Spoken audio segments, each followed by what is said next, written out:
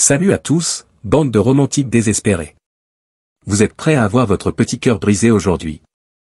Parce qu'on va parler de la plus grosse arnaque sentimentale de tous les temps, l'amour inconditionnel.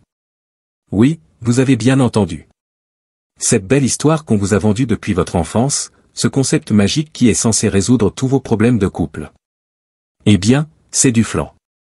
Pire, c'est un poison sucré qui est en train de détruire vos relations une par une. Vous pensez que j'exagère? Que je suis juste un cynique qui ne croit pas dans l'amour? Détrompez-vous. Je suis ici pour vous ouvrir les yeux sur une réalité que personne n'ose aborder. L'amour inconditionnel, c'est le mythe qui ruine plus de vies qu'il n'en sauve. Dans les prochaines minutes, je vais démolir toutes vos illusions sur ce soi-disant idéal. On va plonger dans les profondeurs sombres de ce concept, et croyez-moi, ça ne va pas être joli à voir. Mais si vous avez le courage de rester jusqu'au bout, vous en ressortirez avec une perspective qui pourrait bien sauver votre vie amoureuse. Alors, attachez vos ceintures, mettez vos égos fragiles de côté, et préparez-vous à une dose de vérité sans filtre sur l'amour inconditionnel. Ça va piquer, mais c'est pour votre bien. Vous êtes prêts?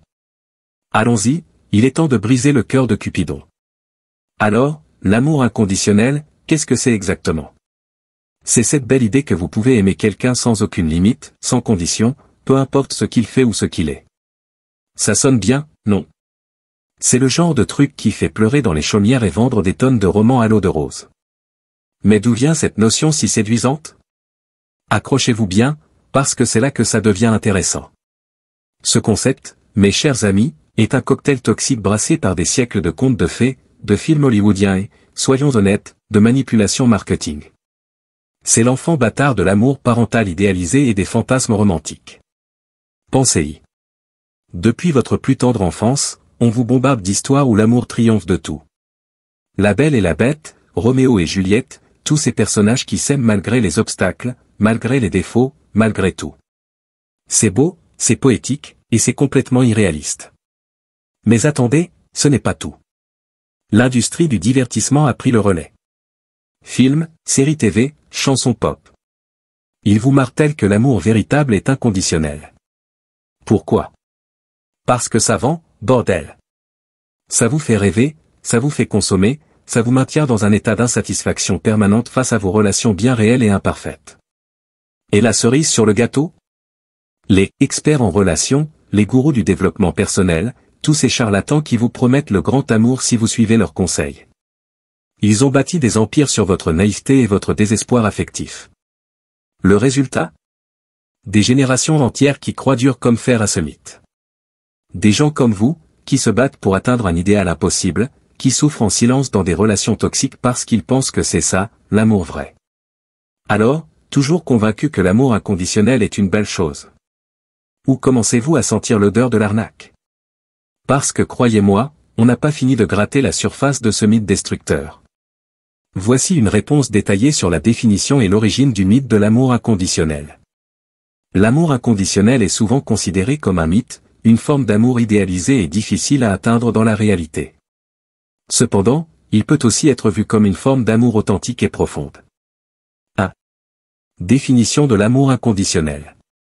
L'amour inconditionnel se définit comme une affection sans condition et sans limite, impliquant l'altruisme. C'est un amour désintéressé, qui n'attend rien en retour. Contrairement à l'amour conditionnel ou intéressé, l'amour inconditionnel accepte la personne aimée avec tous ses défauts et imperfections. Origine du mythe de l'amour inconditionnel. Le mythe de l'amour inconditionnel a probablement ses origines dans les traditions spirituelles et religieuses, comme l'amour divin ou agapé dans le christianisme.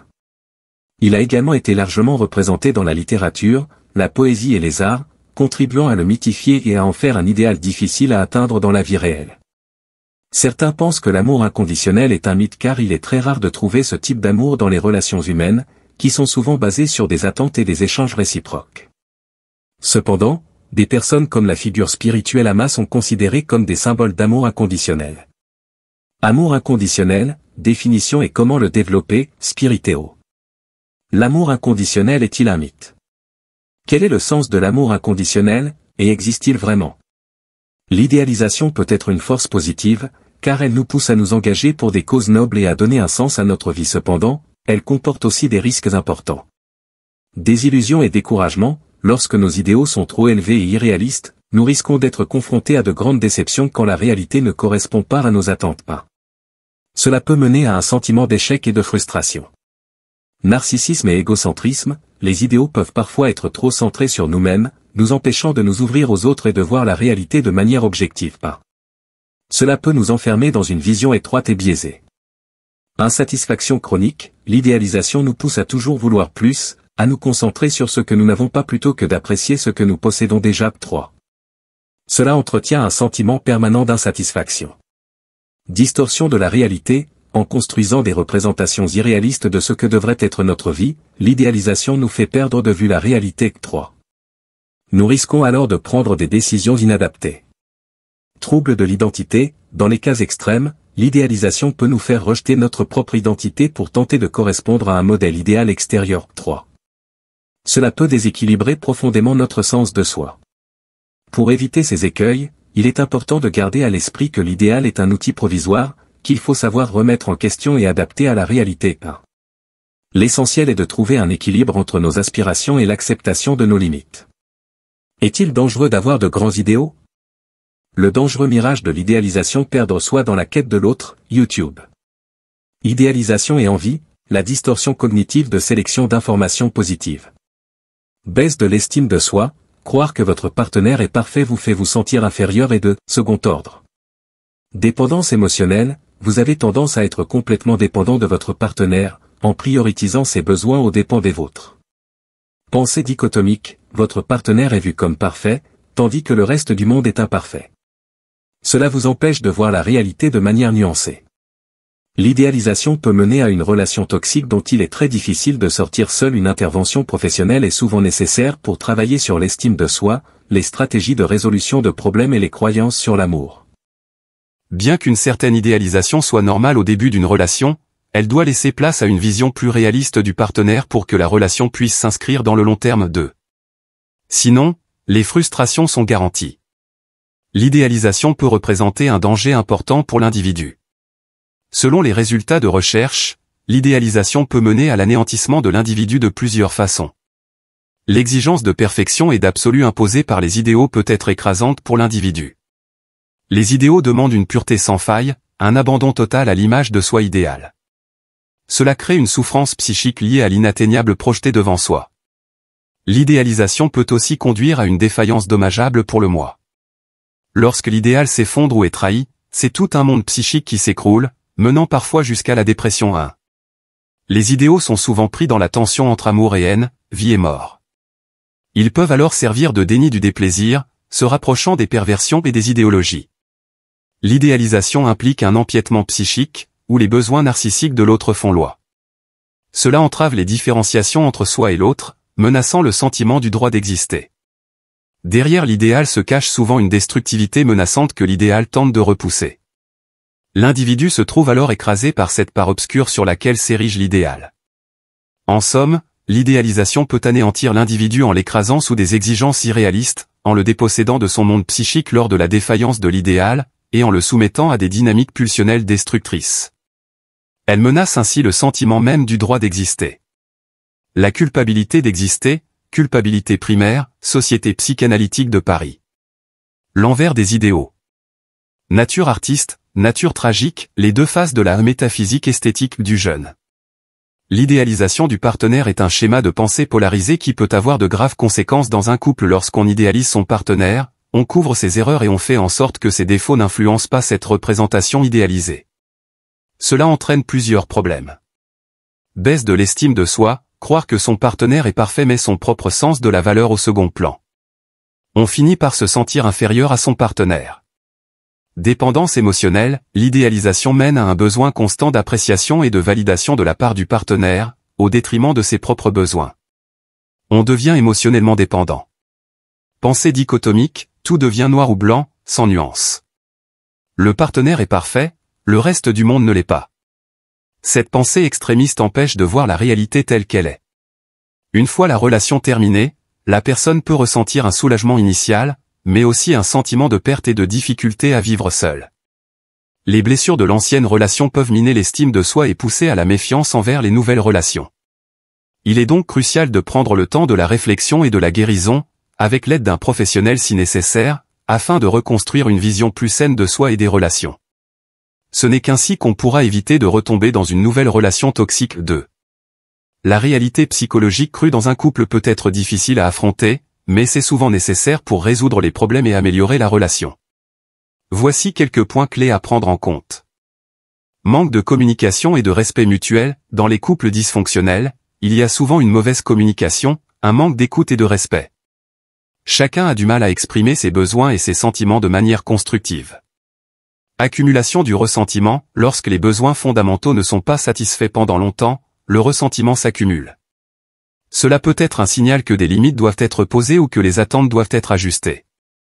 Déséquilibre du pouvoir et comportement de domination. On observe parfois une dynamique de domination en soumission, avec une personne qui contrôle l'autre. Cela crée beaucoup de souffrance, surtout pour la personne soumise. Diminution de l'intimité. Quand les comportements dysfonctionnels dominent, l'intimité émotionnelle, mentale et physique se dégrade. Le couple se déconnecte progressivement. Manipulation et gaslighting. Certains partenaires utilisent des techniques de manipulation comme le gaslighting pour déformer la réalité de l'autre et le contrôler. Cela mine la confiance et l'estime de soi. Face à ces dynamiques toxiques, il est important de prendre du recul, de fixer des limites claires et éventuellement de consulter un professionnel pour travailler sur la relation. Seul un vrai changement de comportement du partenaire manipulateur pourra permettre une amélioration durable. Alternative réaliste pour maintenir une relation de couple à long terme. Accepter les conflits comme normaux et inévitables. Les couples heureux comprennent que les conflits font partie intégrante de toute relation et ne cherchent pas à les éviter, mais plutôt à les gérer de manière constructive. Ils savent que la façon dont ils se disputent est plus importante que le fait qu'ils se disputent. Développer l'art de la négociation. 1. Au lieu de s'engager dans une escalade des conflits, les couples heureux utilisent leur créativité pour désamorcer les situations tendues. Ils font preuve d'humour, s'excusent, ou cèdent du terrain pour apaiser la situation. Maintenir une juste distance. 1. Ils savent trouver un équilibre sain entre les moments de fusion émotionnelle et les moments d'autonomie individuelle. Cela leur permet de préserver leur intimité tout en restant deux personnes distinctes. Développer une véritable amitié. Au-delà de la passion initiale, les couples heureux cultivent une relation basée sur la connaissance mutuelle, le respect et le soutien, comme le feraient des amis proches. Faire preuve de réalisme, ils ont su se défaire des illusions romantiques et accepter leur partenaire avec ses qualités et ses défauts. Ils voient le couple comme un espace de croissance personnelle plutôt que de perfection. Choisir un partenaire compatible. 1. Ils se sont assurés d'avoir suffisamment de points communs pour assurer la stabilité, tout en étant assez différents pour se stimuler mutuellement. En résumé, les éléments clés pour entretenir une relation de couple épanouissante sont la communication ouverte et honnête. 1. Il est essentiel de s'exprimer clairement sur ses besoins, ses sentiments et ses attentes, plutôt que de les garder pour soi. Cela permet d'éviter les malentendus et les frustrations qui peuvent miner la relation. Le respect mutuel et l'acceptation des différences. 1. Chaque partenaire est unique et a ses propres valeurs, croyances et besoins. Plutôt que de chercher à changer l'autre, il faut apprendre à l'apprécier tel qu'il est. L'entretien de l'intimité et de la passion. 3.